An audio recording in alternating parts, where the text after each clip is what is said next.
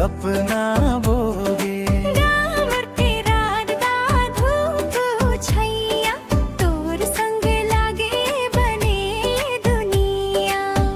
मुस्काए त महके बिहान, मोर अंजोर बन गे ते जाना।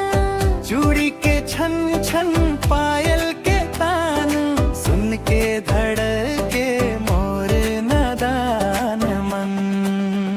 हाय रे सजना धीरे बोलना, माया के बातला दिल मन खोलना।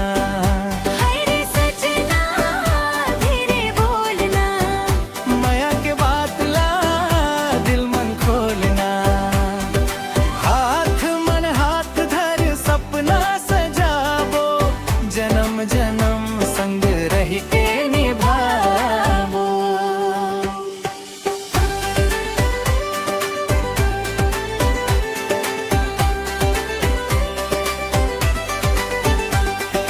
माटी के खुशबू तोर अंचरा संग, हर दिन लागे तिहार के रंग।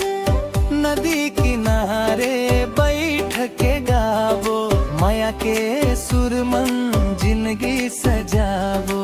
महुआ के छैया कोयल के ठान, तोर बिना लागे सुना जहान। नैनन के इशारा चुपके बता थे, मोर दिल तोला अपन ममा थे। हाय रे सजना धीरे बोलना,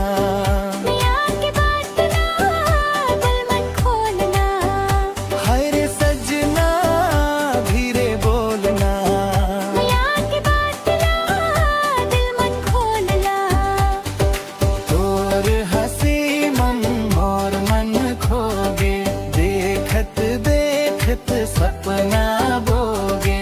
मेरे किरदा धूप छैया, तोर संग लागे बने दुनिया।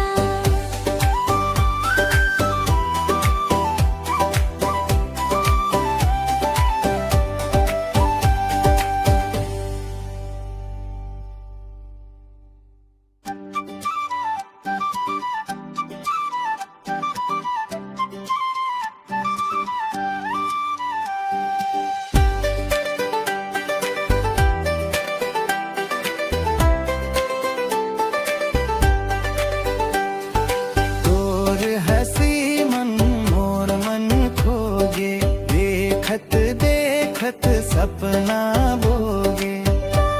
के रहता धूप छैया, तोर संग लागे बने दुनिया।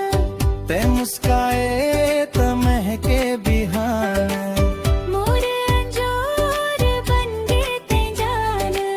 चूड़ी के छन छन पायल के तान, सुन के धड़के मोर नादान मन। हाय रे सजना धीरे बोलना, माया की बातना दिल मन खोलना। हाय रे सजना धीरे बोलना। माया की बातना दिल मन खोलना। हाथ मन हाथ धर सपना सजावो, जन्म जन्म संग रही के